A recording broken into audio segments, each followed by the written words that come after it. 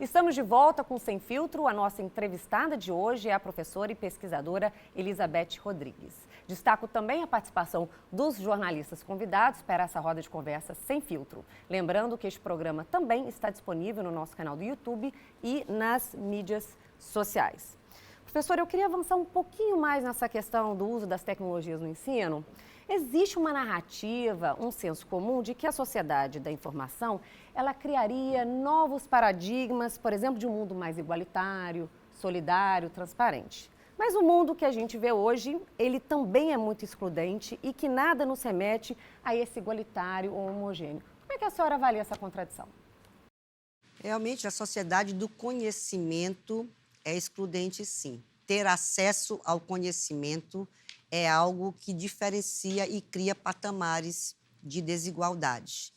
E isto, na verdade, tem que ser algo que venha da sociedade, de baixo, mas é preciso vontade política. Por exemplo, Singapura, na década de 60, era uma aldeia de pescadores pobre. Hoje está nos primeiros lugares da economia e da educação no mundo. Quer dizer, a matemática de Singapura é uma referência. Por quê? Porque eles ensinam a pensar. Porque a matemática vem antes dos números. Para você estudar um número primo, você desenha geograficamente o número 7 e o número 8. Desenha geometricamente. Então, você vê, o número 7 eu só posso desenhar de duas formas. O número 8 eu posso desenhar de N formas. Então, um número que eu só posso desenhar de duas formas só pode ser divisível por ele e por 1. Mas primeiro se aprende a ideia, a matemática, e depois se aprende a questão numérica. Porque o governo de Singapura disse, chega de pobreza. Isso também funciona para os outros tigres asiáticos e também funciona para a China. O que eu estou dizendo? Estou dizendo que o governo definiu de forma cartesiana que a educação é o meio mais eficaz para reverter a pobreza do Estado. Não é porque é o ideal, não é porque é bonito, é porque nós não podemos voltar. Havia casas na China em que o banheiro mais próximo ficava a 1,5 km. E eu conheci pessoas que tomavam banho 2 vezes por mês. Não há como voltar para esse status. E como se faz para não voltar, para não retornar? Educa-se. Na verdade, eu digo, não é possível se esperar que tudo caia de cima. A sociedade precisa também fazer florescer como sementes de árvores frondosas de querer, de reivindicar, de demandar. E eu realmente concluo que eu me pergunto todos os dias, por que ainda não há vontade política suficiente para fazer o que Singapura fez, o que a China fez, os outros tigres asiáticos, a Finlândia, para fazer o que acontece no Vale do Silício, para fazer o que ocorre se já há dotação para esse fim.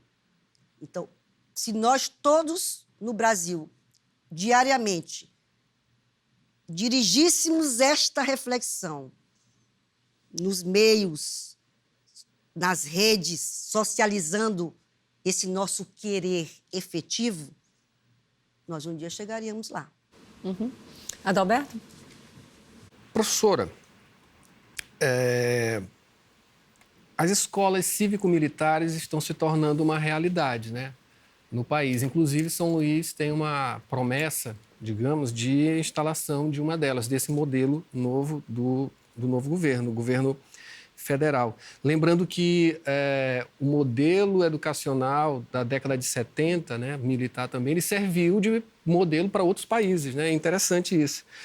Qual a sua visão sobre essa outra modalidade? É uma coisa que pode vir a funcionar normalmente com um modelo mais tradicional? Ou, enfim, a senhora vê com alguma reserva ou alguma coisa nesse sentido? Uma das felicidades que eu tenho ao acordar diariamente é dizer, eu vivo num país plural. E você saber que na escola que você trabalha, todas as ideologias e todos os modelos perpassam diariamente para que seu aluno possa escolher e se posicionar, é muito gratificante. Eu vejo, sim, que a educação mórmon cresça e que a educação adventista cresça e que a educação militar cresça e que a educação da Reggio Emília, da Itália, também cresça e que todas cresçam para que se possa efetivamente escolher. No entanto, nos países asiáticos, que hoje estão nos primeiros lugares do PISA, existe uma coisa chamada meritocracia. E no país, no Brasil, que nós vivemos, quando se fala esta palavra, tem muita gente que treme, porque pensa que isso é o contrário de inclusão. Mas esses países cresceram com adaptabilidade. Significa que, mesmo que a China tenha problemas políticos de governo forte, quando ela vê que isso está batendo contra os resultados educacionais que ela quer alcançar, ela abre. Chama-se adaptabilidade. E meritocracia foi assim que eles chegaram. Esse é o modelo deles. Então, o Brasil tem que ver, nem sempre, o que é um modelo de sucesso em outro país funciona para nós. Mas seria bom que a gente abrisse os espíritos, abrisse as mentes. Quer dizer, a sua pergunta, sim, acho que pode florescer e vai haver um público que vai ser feliz e vai ter sucesso profissional. Como temos que ter em mente que os outros modelos precisam crescer, vicejar, vigorar, para que nós continuemos a viver num Estado plural. Dando seguimento ao que o Adalberto questionou e o que a senhora falou sobre meritocracia, eu acho que nada nunca é só positivo, nem nunca é só negativo. E isso eu acredito que está diretamente ligado a essa dinâmica da própria meritocracia, né? Que eu me pergunto assim, como é que é possível incentivar o empreendedorismo sem cair na meritocracia, nessa responsabilização do indivíduo, de dizer, olha, se você estudar, se você se esforçar, você vai chegar lá.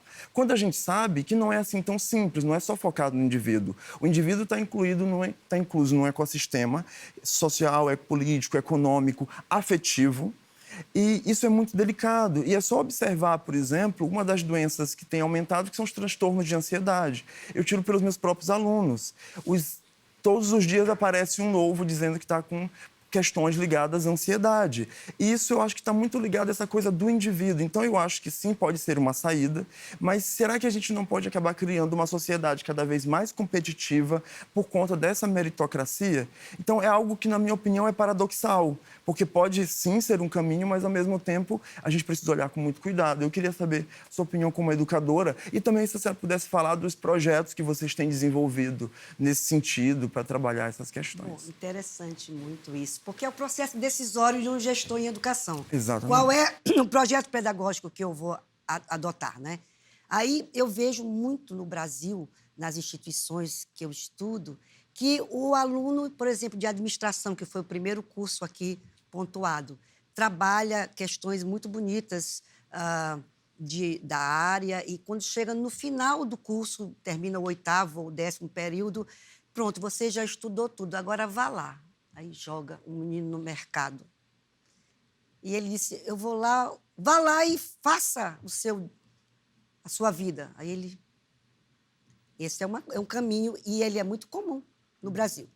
Outro, uma instituição que desde o primeiro período trabalha o empreendedorismo ou algo semelhante em que ele vai sendo conectado ao mundo do trabalho. Ele passa 5 anos conectado ao mundo do trabalho, como trainee, fazendo cases, entendendo o que é o mundo real, oferecendo alternativas práticas para a administração pública e privada. E quando terminam os 5 anos, vá lá. Ele disse, bom, agora eu vou escolher se eu vou para o setor de logística, se eu vou para o setor de marketing, se eu vou para o setor de... Ele está absolutamente instrumentalizado. Ou ele pode dizer, não, então eu não vou querer nada do capitalismo, eu vou ser um pesquisador dos fatores negativos do empreendedorismo para a administração brasileira. Quer dizer, na verdade, parece a resposta que eu estava conversando com o Adalberto agora há pouco. A minha avó sempre dizia, o que abunda não prejudica.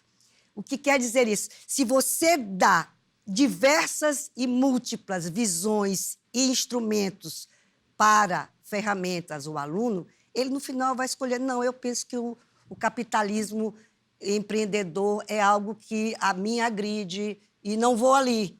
Mas ele precisa ter a opção, ele precisa conhecer. Existe, às vezes, a forma como as pessoas decidem sem ter o conhecimento das alternativas. Isso, em educação, é o que pode haver de mais duro.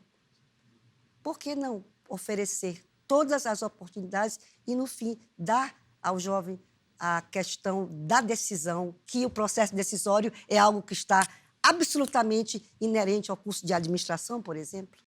Bom, a conversa está interessante, mas a gente precisa fazer um intervalo e no próximo bloco tem mais sobre educação, cultura, política, entre outros assuntos. Não saia daí.